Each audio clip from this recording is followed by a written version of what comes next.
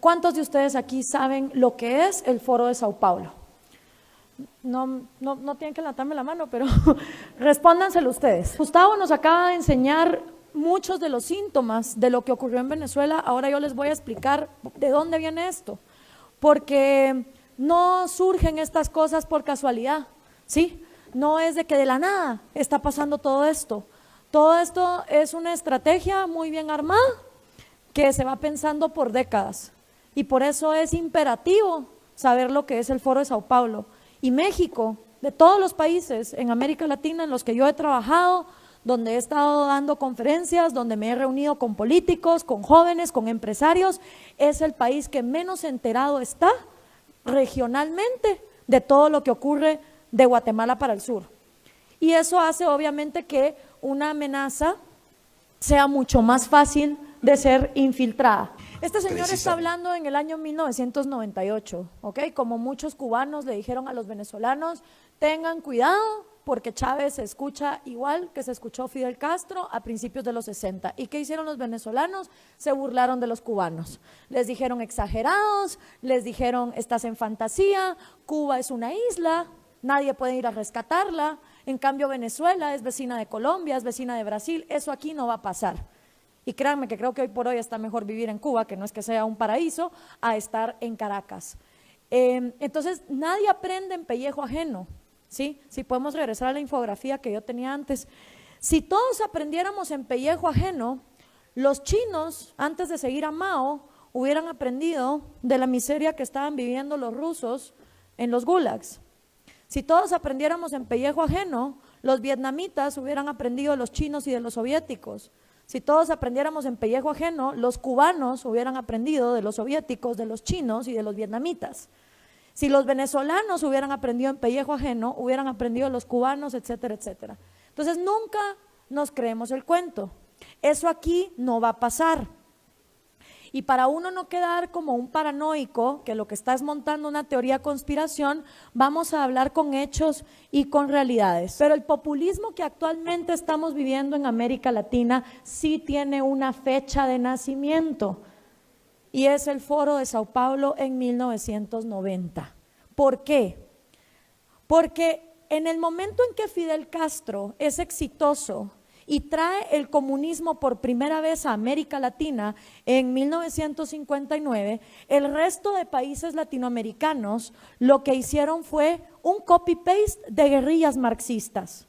Guerrillas en Guatemala, en El Salvador, en Nicaragua, el APRA en Perú, en Uruguay, donde participó Mujica, guerrillas en Argentina y por supuesto la guerrilla más multimillonaria de todas, las FARC en Colombia. Todas estas guerrillas marxistas no se dieron por casualidad, venían financiadas por la Unión Soviética con el entrenamiento cubano. Pero pasa algo en 1990, resulta que se cae el muro de Berlín y la Unión Soviética se desploma y ya no hay mama soviet que pague dinero para las Kalashnikov, para los bombazos, para los secuestros, para todo lo que requiere un armamento guerrillero y enfrentarse contra el gobierno. Fidel Castro se empezó a dar cuenta que la Unión Soviética estaba colapsando desde 1987 y empieza entonces a ver cuál va a ser la estrategia para postergarse en el poder, porque Cuba es una isla que necesita recursos que vengan de afuera.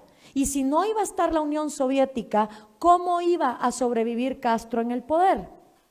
Entonces, busca a un joven marxista, sindicalista, apuesto, carismático, súper querido, de una de las naciones más millonarias de América Latina, Lula da Silva, en Brasil.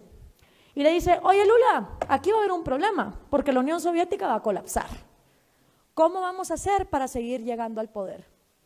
Y organizan en el año 1990 en Sao Paulo, Brasil, el primer Foro de Sao Paulo. Y en ese primer Foro de Sao Paulo asisten todos los partidos comunistas, todos los guerrilleros marxistas, todos los sindicalistas de izquierda de la región latinoamericana. ¿Qué significaba esto? Que si tú eras comunista, en lugar de agarrar un fusil e irte a la montaña, podías formar tu partido, presentarte a elecciones y que la gente te votara. Hay un pequeñito problema. ¿Cómo hacemos para que la gente vote por comunismo en pleno año 90, cuando acaba de desplomarse el muro de Berlín y estamos descubriendo que 100 millones de seres humanos han muerto víctimas del comunismo? Está un poquito jodido vender esa idea cuando tanta gente ha muerto. Entonces había que encontrar una manera de manipular la democracia para poder llegar al poder. Aquí la lucha no es violenta. No se trata de andar matando gente, ni de irse al monte en una guerrilla. Aquí de lo que se trata es de hegemonía cultural. O sea, lavar cabezas. Lo que tienen que hacer los comunistas es lavar cerebros. ¿Lavarlos dónde? En el cine, en el teatro, en la música, en la escuela, en la iglesia, en la casa, en la familia, en las conversaciones, en las tertulias, en los clubes de lectura, en lo que se lee. Y esa hegemonía cultural gramsciana es la que agarra el Foro de Sao Paulo en 1990 para manipular la democracia. Y ahí es donde el populismo, es decir, hablar de cosas gratis, cuando gratis no hay nada en esta vida, alguien lo tiene que producir, hasta el día que no se empiecen a crecer hospitales en los árboles, ¿sí? Dividir a la sociedad con odio, acabar con las instituciones y todo el manual que ya don Gustavo nos habló. El Foro de Sao Paulo se reúne todos los años, desde el año 90. La última vez que se reunió en México fue en el año 2012. El primer presidente que ponen en el poder es Hugo Chávez, lo cual es una excelente noticia para Cuba, porque justamente el peor periodo de hambre y miseria que los cubanos han vivido es de 1990 a 1998, el famoso periodo especial. Y hasta que no entró el petróleo venezolano a reemplazar a mamá soviética, los cubanos estaban muy mal. Y ahora que el petróleo se desplomó, próxima parada, Colombia, porque el dinero de las drogas de las FARC es un excelente reemplazo del petróleo. Estos socialistas no piensan en décadas, piensan en siglos y están actuando por siglos. Entonces, si uno no comprende la magnitud regional de cómo está esta gente organizada, no la van a poder combatir. ¿Quiénes acudieron? De Cuba el Partido Comunista, de Colombia las FARC, de Nicaragua obviamente el Frente Sandinista, de Guatemala la URNG, de El Salvador el FMLN y de México, oh sorpresa, el PRD. Y ese es un gran reto para ustedes, porque a partir del año 2015, Morena también es miembro del Foro de Sao Paulo, pero el PRD es miembro del Foro de Sao Paulo desde que López Obrador estaba en el PRD.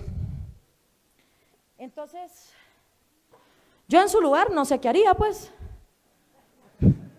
No, se los digo de verdad, porque si un partido hoy por hoy es miembro del Foro de Sao Paulo, lo que le está diciendo al mundo es: el socialismo del siglo XXI es la vía. La dictadura venezolana es lo que hay que emular. Vamos para allá. Un partido que hoy sea miembro de este foro está dándole aplausos y espaldarazos al genocidio que está ocurriendo en Venezuela. Y si ustedes salen a decir, Morena es miembro del Foro de Sao Paulo, ¿qué van a hacer cuando les digan y el PRD también? Por eso es importante entender, si vamos a ser congruentes, como se dijo aquí antes, y si no van a llevar el populismo destructivo al poder,